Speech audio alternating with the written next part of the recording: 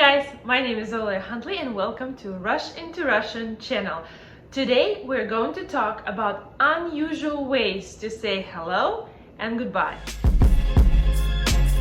I know that one of the first things that you learn probably in any language when you start studying it is hello. And in Russian, well, let's just say it, it's not the easiest one. Usually you see the word здравствуйте. And I mean, come on, здравствуйте? That's not the first word that you want to learn when you start learning a language.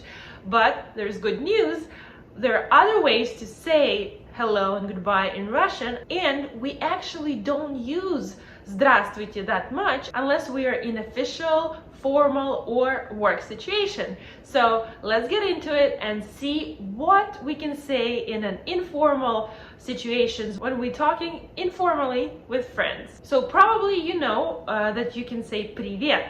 Привет is the same as здравствуйте, but not official. But there are other ways to say it too. When you hear girls speak, a lot of times you can hear приветик or приветики. That also could be with kids, like a very small привет, if that makes any sense.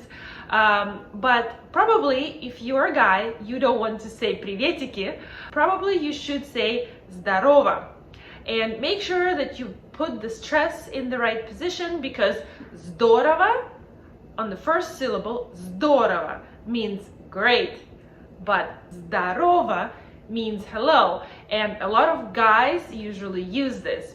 Also, depending on a time of the day, you can say доброе утро. Usually if you see a person in the morning, first time in the morning, that's okay to say, although добрый день and добрый вечер sounds more formal. If you are in an informal situation, then you might want to not say добрый день and добрый вечер. Instead, you can say jokingly здрасте. So basically just skipping a bunch of those unnecessary consonants that word has anyways. You can just say здрасте.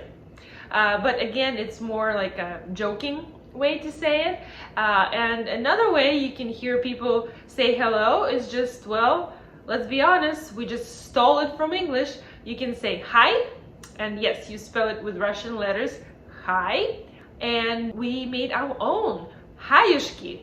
So hi, hаюшки, that's also acceptable and you might hear it, but again, it's not very serious. It's a funny way to say it.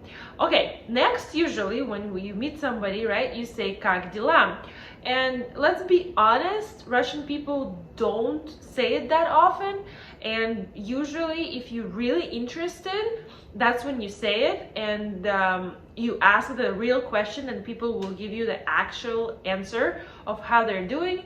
But it is becoming more popular right now. People still say как дела, хорошо, just like a way of saying hi, so you can still use it in the way you use it in English, but there are other fun ways to say it and you might hear other people using it. So for the other way to say как дела is как оно, and literally how is it?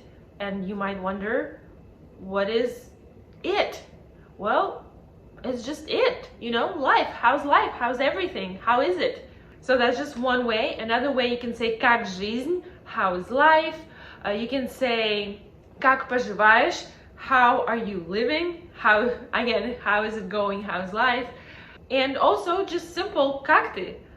So how are you, but in a short version, right? So как ты? All right, now let's move on to saying byes. At the end of a conversation, usually what students of Russian study you have to say is до свидания.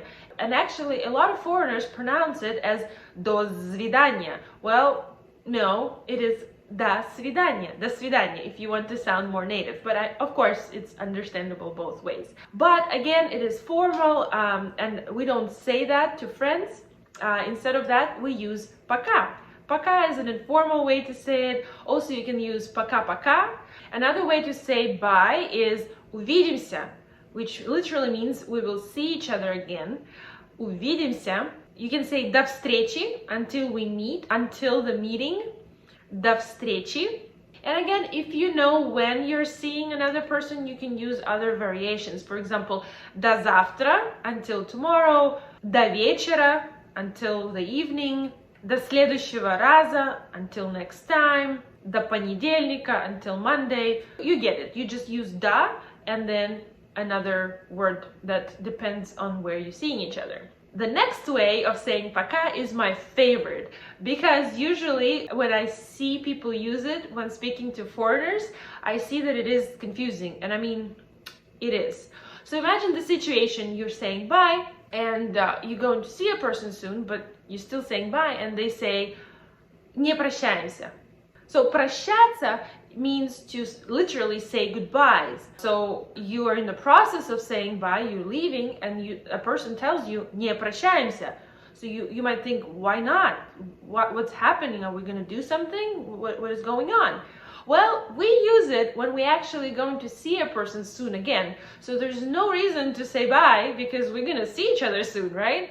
So just be aware, they're still saying bye. Не прощаемся. And two other phrases while we add a topic of saying goodbye are very useful when you're trying to leave and you need to get out of the conversation, or you're just leaving while other people are still staying. So one of the ways to say that is мне пора. It's time. So it's time for me to go. You can just say мне пора and start getting dressed, and then you leave and you say bye, пока. And then another way is я пошел for a man, and я пошла for a woman. So I'm going, I was just leaving, right?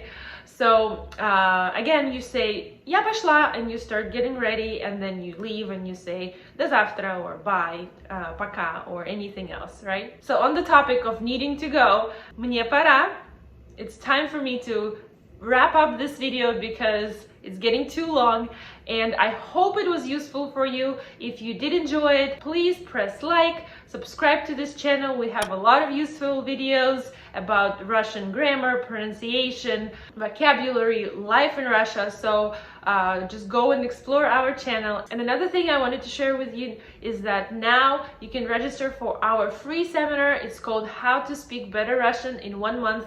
It is very useful for those of you who have been struggling of learning Russian or have not prepared a simple and actionable plan of learning Russian. It is useful if you want to know how to become fluent. There's a lot of interesting information. We describe our unique approach to studying Russian, and we also give free downloads that we made, and a lot of students have told us that they were incredibly useful for them. So if you're interested in one of those topics, if you want to travel to Russia, work, if you have a family member who speaks Russian, I'm sure you will find a lot of useful information in that seminar.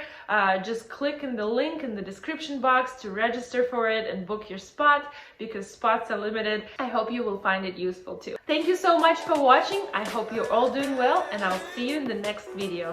Пока-пока.